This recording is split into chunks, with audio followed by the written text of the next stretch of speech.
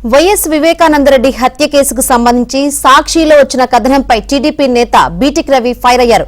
వివేక హత్య కేసులో తన ప్రమేయం లేదని, నార్కో అనాలిసిస్ పరీక్షకు తాను సిద్దమని, వైసీపీ ఎంపీ అవినాష్ రెడ్డి సిద్దమా అని ప్రశ్నించారు.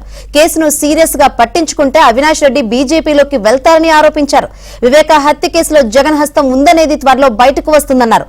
వైసీపీ అధికారంలోకి వచ్చిన తర్వాత వివేక హత్య కేసును ఎందుకు తేల్చలేకపోయారో సీఎం జగన్ చెప్పాలని బీటెక్ రవి డిమాండ్ చేశారు. వివేక హత్య కేసు ముందుకు వెళ్లకుండా అఫిడవిట్ వేసింది సీఎం జగన్ అని గుర్తు చేశారు బీటెక్ రవి.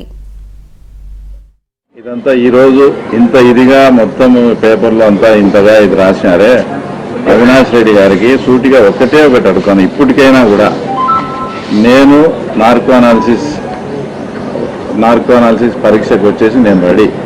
అవినాష్ రెడ్డి గారిని కూడా రెడీ అన్నమాట. మీ మీద ఇంత అపవాదం వచ్చింది, ఇట్లా పేపర్లు రాసుకుంటారు కదా, మీ ఇద్దరం కూడా నార్కో అనాలిసిస్ పరీక్షకు మేము రెడీ.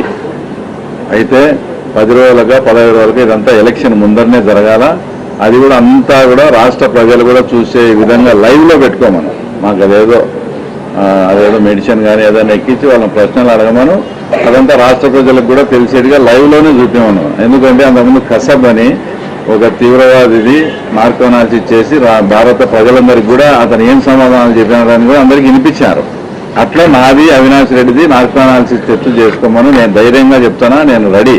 ఆయన రెడీ గమ్మను. 10, 15, 20 రోజుల్లోనే ఎలక్షన్స్ కన్నా ముందే నార్కో అనాలిసిస్ పరీక్షకు సిద్ధమై వాళ్ళని ప్రశ్నలు అడగమను.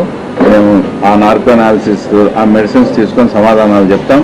అది రాష్ట్ర ప్రజలకు కూడా తెలియాలి. దమ్ముంటే అవినాష్ రెడ్డి నార్కో అనాలిసిస్ ఆ పరీక్షకు ఒప్పుకోమని కూడా మేము